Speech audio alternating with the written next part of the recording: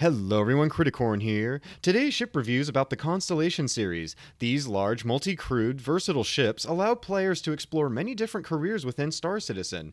While in many ways they act like the Aurora series, which are more for players that are simply just trying to test the waters in a career they might like to pursue, the Constellation series opens up the doors and lets players have a more impactful role with the career they're pursuing, along with participating in the multi-crewed system. Now, while all the different variants of these ships can accommodate players in certain careers in the Star Citizen universe, whether it be having the expanded cargo holds to carry more cargo, or even the heavier weapon loadouts to have a more combat-driven role, to even that foo-foo interior, which I do like by the way, and I'll talk about later, it is important to remember that these are exploration ships, and best suited for players pursuing a career in the exploration industry. And as usual, I'll give that little reminder that the game is still in the development phase and the ships are subject to change, and I'll make an updated video at the appropriate time. Along with that, I'll be sharing the basic info of these ships, so I do apologize to you veterans who probably already know this info. Now, the first ship in the line is going to be the Constellation Taurus. The ship is going to be the cheapest to afford not only in-game, but also the cheapest to pledge for, but don't let that fool you. Because of its expanded hull, it can carry 234 standard cargo units. That's 100 units more than any of its other sister ships. It's also described as maintaining a fuel economy that few in its class can match. This is going to save a lot of money for a lot of players who anticipate transporting a lot of goods on a daily basis. And while I am just going to speculate here, I think this ship stands to make its mark in the transporting industry. It's sometimes easy to forget that just because the cargo hold in the Taurus is smaller, doesn't mean that its cargo can't be just as valuable as a ship carrying thousands of cargo units. There's going to be a lot of far-off moons and stations that a lot of cargo haulers simply can't reach because the cost in fuel might cost more than the cargo itself. This is where the fuel economy engines kick in, and the Taurus has the upper edge over the regular cargo haulers. The Taurus is also going to benefit from not having to hire escorts as it comes decently armed. While it is lighter armament than its other sister ships, it's going to be able to defend itself in dangerous situations. Now, there's another feature that's actually not really talked about, and I think it's just going to be my pure speculation here, and forgive me for the odd comparison, but I think it's going to be really easy to load up and actually benefit players as opposed to loading up their ships like a moving van. Of course, like most of you know, loading up a moving van can be quite the hassle as you walk back and forth until the entire hull is full. Now, with a lot of ships in Star Citizen, that same principle applies, but not the Taurus. The bottom of the hull of the ship will simply come straight down and allow players to load up the entire hull of the ship from any angle, which I think is going to be extremely convenient in the long run and save a lot of players time and anguish from having to reposition all their cargo units. All in all, I think the Taurus is a great ship in the Constellation series just because of its cargo loadout. Even though it's not the most excitable because it doesn't have the most weaponry or the largest array of sensors and scanners for deep space exploration, it's still going to be a great ship for players who'd like to explore and go to the far points of space while carrying a lot of cargo at the same time. Currently, to pledge for the Taurus, it's $150, and I think this is a great deal considering what the ship can do, and I think any player can earn that money back really quickly in-game and purchase another ship if they're not happy with the outcome of this one. I would strongly recommend this ship, though, for players who like the transport cargo side of Star Citizen along with the exploration side, because this ship is the best of both worlds. Now, for those of you who like to live more on the dangerous side, exploring the deeper parts of space that have higher threat levels, the Constellation Andromeda might be a good fit for you.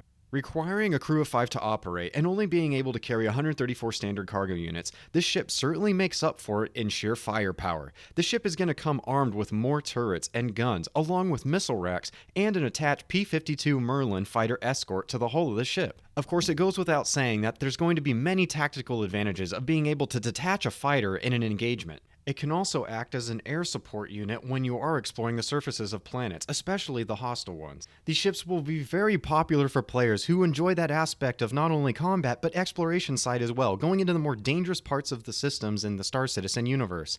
There's going to be a lot of missions and quests that will unlock extremely rare content, but because those missions and quests will lead deeper into hostile territory, these ships are the perfect outfit of both exploration and firepower alike that will allow those players to complete those missions. Now, if you would like to purchase the Andromeda, it is $225. Because that's a little more on the steep side, and because of its very unique feature of both being a combative ship and an exploration ship, I would just caution players to be very self-aware and pretty sure of themselves that they will enjoy both those features and make them work together. If not, or there's a little doubt in your mind, go ahead and work your way up and earn that ship in-game and see if it's something you'd like to buy. Now, the next ship is certainly not only going to be one of the most popular exploration ships in the Star Citizen verse, but also one of the most popular constellations in the entire line, and that's the Constellation Aquila. For starters, it's going to have the docking option for the P-52 Merlin. That's all going to be personal preference from explorer to explorer, but it's always nice to know that you have that option available to you to attach to your ship. Next is going to be the fuel tank expansion. Of course, it goes without saying that it's going to be a complete hassle for a lot of explorers to have to roll down the window and look for the nearest gas station when they're running on bingo fuel. Also, having those expanded tanks will not only save players time from having to travel back to a fueling station, but will also save them money if they have to request fuel from a fueling ship. Next is what I consider to be the most important feature of the Aquila and exploration, and that is the sensors and scanners. To sum up how exploration is going to work with scanners and sensors, and how critical and important it is, to any smaller ship that could have maybe one or two sensors attached to it, it's not going to be able to focus on different exploration aspects. It's only going to be able to focus on one. Its sensors and scanners also won't be as powerful as the Aquila. The Aquila will be able to simultaneously explore different parts of the universe, whether it be asteroid fields, jump points, and salvage wrecks all at the same time. Keep in mind, the developers have always said that you're never going to be able to participate in all three exploration fields, like the example I just gave, with 100% efficiency. Aquila pilots will most likely have to pick one particular field they like to explore, then invest in a couple scanners and sensors on the side of something else they might like to explore as well. But without a doubt, the scanners and sensors and the loadouts on the Aquila will certainly be far more superior than any of its sister ships. They're also going to be long-ranged, allowing the players to scan further into space and saving a lot of distance and travel time and anguish, and allow those players to simply scan for different fields and then quickly investigate them when discovered. There's also going to be jump point navigational sensors attached to the Aquila, which will allow it to navigate those jump points more quickly and efficiently. And while jump points are constantly going to be changing on the inside, needing to be remapped over and over again, Aquila pilots will certainly have a nice payday once they've fully mapped a jump point and collect the royalties on anyone using that map. And lastly, one of the coolest features that the ship can have is carrying a URSA Land Rover within the hull of the ship. This vehicle is going to be used to explore the surfaces of planets, and personally has me the most excited. Not only is it going to be so much fun to explore those planets and the surfaces, coming across really cool ancient ruined cities or rare content and cool missions and quests, but it also looks, with the turret attached to it, like a particular vehicle from a movie where there was an infantryman screaming, "Game over, man, game over!" And that just makes me want the vehicle all that much more. All in all, I think this is going to be one of the best exploration ships out there, and while I will do a review on the most popular exploration ship, the Carrack, this ship's still going to be a lot of fun for a lot of players. If you would like to pledge for it, it's going to be $275. That is expensive, and if you don't have a good gaming computer, save the money and buy that computer first and earn the ship in-game. And don't worry if you do have to earn the ship in-game, it's only going to take 2 to 3 weeks at most, and it's still going to be just as much fun playing Star Citizen for that 3-week period while you earn this ship. Of course, what's any ship series complete if you can't have a ship where you sit on a golden throne and request for your servant Winston, "Winston, yes, me lord, bring me a goblet of something cool and refreshing."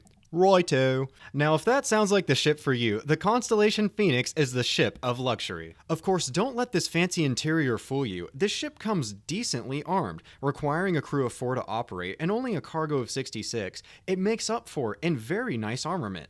While not as strong as the Andromeda, it's still gonna pack a punch and keep all the passengers inside well protected from any dangers that threaten the ship. It also has the feature to include the Land Rover in its hull or a P-72 Archimedes attached to the hull. Of course, while the interior is something that's really going to be appealing to the role-playing audience, as it does look very cool and very fancy, it's also going to appeal to any pilots who'd like to transport passengers across the universe and participate in the passenger transport industry. Of course, I do need to mention that this is just me speculating, going off the opinions of a few in the community who also said that it does seem like it would be able to transport passengers, considering you can provide a high level of comfort, entertainment, and protection, which would allow you to sell those first-class tickets and be incredibly lucrative for you. Even if you can't transport passengers, the interior of the ship is really well designed and just cool to look at. I used to make fun of it myself, but then as I read all the different features it has, from relaxing areas to a bar to a really cool captain's quarters, which made me turn into a drug addict and go, I need that.